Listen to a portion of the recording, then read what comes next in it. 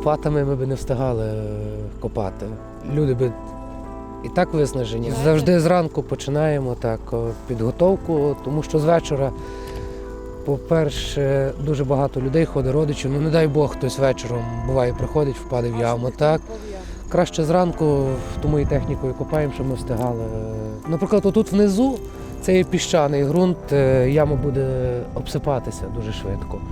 Це Личаківське військове кладовище у Львові. Один з найбільших новітніх меморіалів в Україні, де поховані українські воїни, загиблі за час повномасштабного російського вторгнення. Кожен день тут є люди. Кожен день тут ходять дуже багато людей, родичів приходять.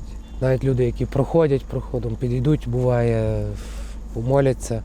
Я от знаю, наприклад, ось з цих будинків люди збирають гроші між собою, там це чисто їхнє таке рішення, і буває, закупляють лампадки там, і на кожному можуть запалити лампадки. Є жіночка, бачите, вервички на кожному хресті, є жіночка, яка ходить після кожних поховань і молиться, і вішає вервичку на кожному. До 2022 року тут фактично було чисте поле. Дехто в теплу пору сюди навіть приходив відпочивати і засмагати, незважаючи, що це меморіал, в тому числі й радянський, куди кожне 9 травня приходили комуністи та родичі ветеранів радянської армії. Це не Марсове поле, це в народі називають Марсове поле, а це є Личаківський військовий цвинтар. А хто тут раніше був похований? Ну, колись були поховані Перша світова війна, солдати австрійської армії, в тому числі українські січові стрільці, отам на горі вони так були поховані. І там ще є ж ці могили? Ну, вони не збереглися, в радянський період часу це все знищили і зробили ніби поховання радянських, так, які йдуть посередині. А на оці жаль, радянські поховання – це не солдат, це якісь вищі чинів, НКВД, але переважно це НКВД і тому подібне. Тобто практично з 47-го по 50-ті роки, тобто ті самі НКВДисти практично, які боролися з УПА, з нашими. Тобто зараз таке сусідство? Ні, ну є рішення про перепоховання їх. Десь, я думаю, в кінці лютого розпочнуться роботи по дослідженню і перепохованню. За незалежної України в 90-х на полі з'явилося 2 хрести. Сюди перепоховали майже 200 останків замордованих і розстріляних у львівській тюрмі жертв комуністичного режиму. Тобто жертви опинились фактично по сусідству своїми вбивцями. Останній рік вбиті радянським режимом спочивають вже поруч із загиблими від новітнього російського терору. Починаючи з 2014 року, загиблих героїв сучасної війни з Росією ховали на Личаківському цвинтарі на полі почесних поховань номер 76. Але через місяць після повномасштабного вторгнення тут вільного місця забракло. Також там і поховані люди репресовані та реабілітовані. Тобто ті, які були по сталінських концтаборах, вояки ОУН, УПА і тому подібне. На тому полі є поховано 66 військових, на сусідньому полі є. Які з 14-го року? З 14-го року загинули. І от з лютого ви там вже не ховали? Ні, ми там хоронили, там залишалось 37 місць для поховань, яких ми захоронили практично за місяць часу. Ви могли собі уявити, що після того, як там поховані репресовані, там на вашому ж цвинтарі символічна могила теж вбитого фактично росіянами командувача УПА Шухевича, що знову цей цвинтар почне приймати наших воїнів знову від рук росіян? Ну, знаєте, уявити таке, це дуже важко. Чому Росія від нас не відстане? Ресурси. Це є ресурси, розумієте? Вони ніколи не могли досягти самі нічого. Плану, от ми йдемо останній ряд, 6-й ряд. Оцей останній ряд. Так, 6-й ряд ми йдемо, все. А далі куди? До гори йдемо, так.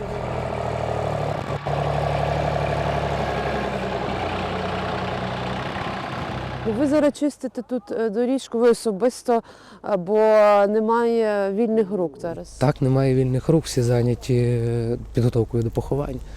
От дівчата розгортають сніг, якраз підготовлюють, де буде прощання з героями.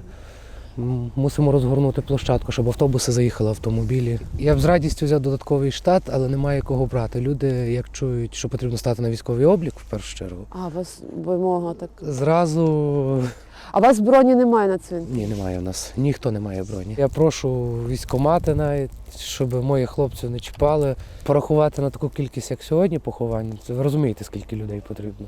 10 лютого, коли через повітряну тривогу перенесли перше поховання, одночасно довелось 4 хлопців ховати в той самий час. Наскільки це було вам важко, накладно? Звичайно, це було накладно, оскільки потрібно більше ресурсів, більше людей.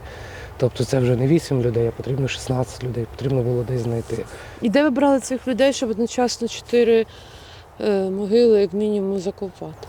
Ну, це мої працівники, це попросив також в похоронці, тобто обрядові послуги. Попросив їх, щоб долучились, допомогли своїми працівниками, також допомогли. Друзі мої прийшли також допомогти похоронити, оскільки їх попросив. Бо... Тобто вони не працюють в похоронній сфері, просто друзі пішли закопувати. А скільки мобілізували вас вже людей? Ну, мобілізували в нас поки що нашого директора, Тільки директор.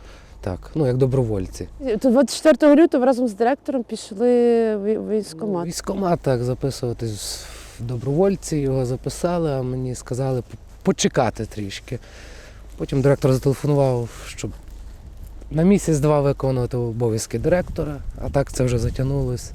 Скоро рік буде. Скільки у вас могил, які ви самі доглядаєте, родичі не можуть приїжджати, бо поховання, ну, вони не живуть тут. Ну, є таких 5 або 6 могил, що ми стараємось так. Бачите, там могила. То якраз мають ставити також рамку, там нікого немає, він з Бердянська. Він був поранений, помер у Львові в лікарні в госпіталі. Окупована територія, там ніхто не може виїхати, ніхто не міг виїхати, хоронили його друзі. Тобто батьки є, просто вони фізично... Дружина є, діти є. Всі там. Так. А прапори ви міняєте, чи це люди? Ні, це родичі самі повішують прапори. Отак, як сьогодні, вчора вечором родичі встановили, бачите, флаштоки нові. Ага.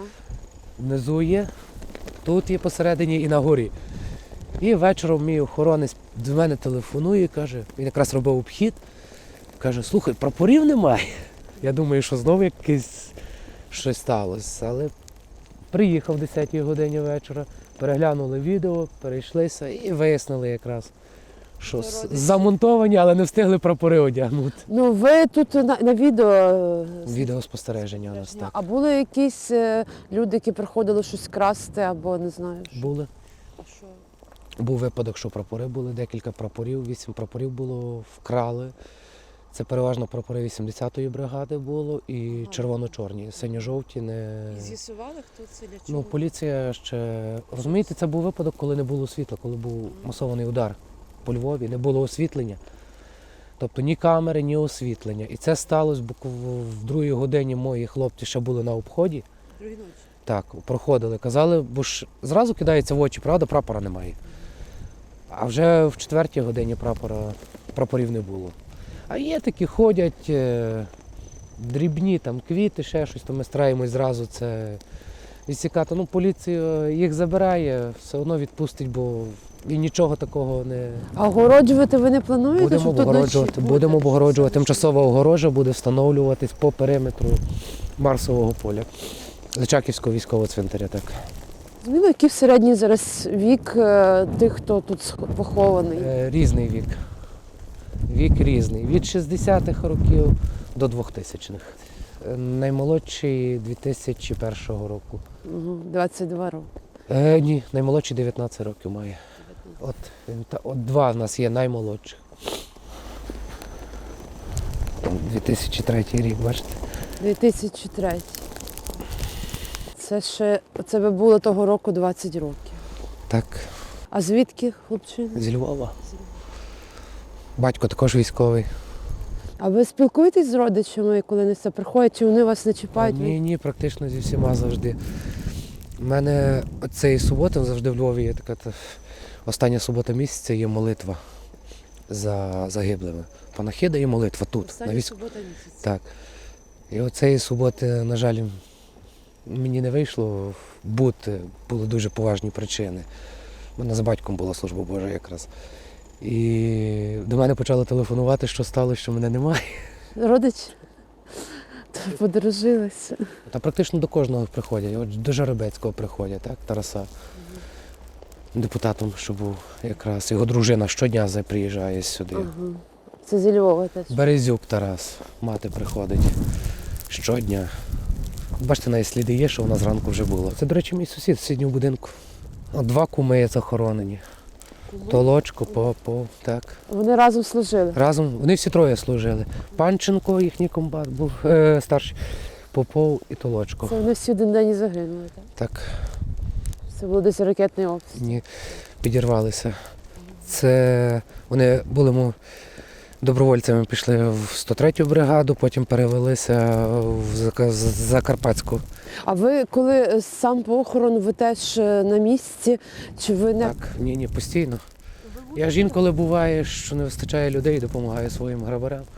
Також і труну спустити, там, наприклад, наскільки закидати. ви на кожних похоронах повинні присутні бути там, контролювати процес? Так?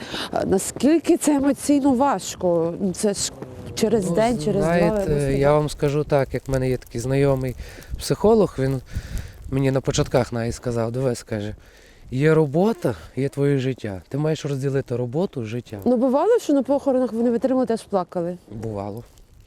Знаєте, коли з малими дітьми приходять? Або коли моїх товаришів. У мене тут захоронено моїх 14 товаришів. 14? А Я їх хоронив. це там однокласники чи? Ні, які подружилися. Я сам є з Івано-Франківської області родом. У мене дружина зі Львова, і ми проживаємо у Львові. Це тобто товариші, з якими ми дружили там, наприклад. Тобто вони всі з різних З середовищ? різних середовищ, так. Та Ігор. Йду. Добре. Коли треба чистити Я сніг? зараз ні, показати їм, де далі копати.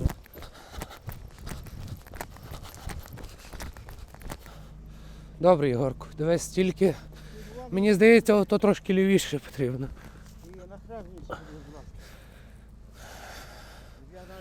От хрест, якраз добре. Так, добре. Так, добре. Я буду тут, я зараз буду горнути сніг. А як вам цей контраст на протипологовий будинок? Ми, до речі, підпоховували одного мужчину, то його дружина розповідала, що він народився якраз тут і похований є на Личакові. Так. От зараз ви не зупините роботу. хоч Можемо раз. зупинити, бо ми ж не знаємо, до скільки буде тривога, розумієте, ми змушені продовжувати копати її. Угу.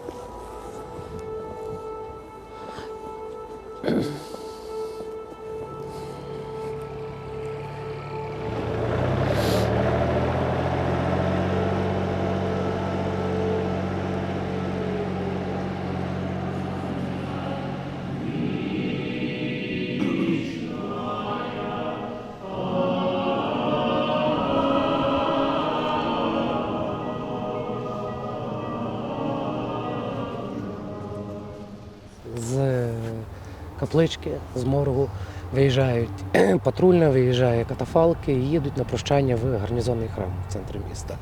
В гарнізонному храмі вже відбувається прощання офіційне, відправа. В подальшому часі вони під'їжджають на площу Ринок, де відбувається прощання, грає сурмач. І після цього вже процесія виїжджає до нас сюди на Личаківське кладовище, на поле почесних поховань, де відбувається якраз остання церемонія прощання.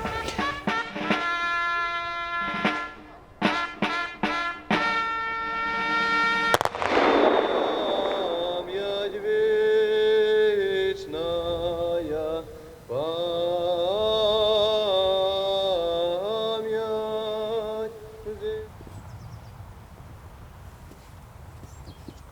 Приходимо до наших синочків. Вона світить, часом зустрічаємося.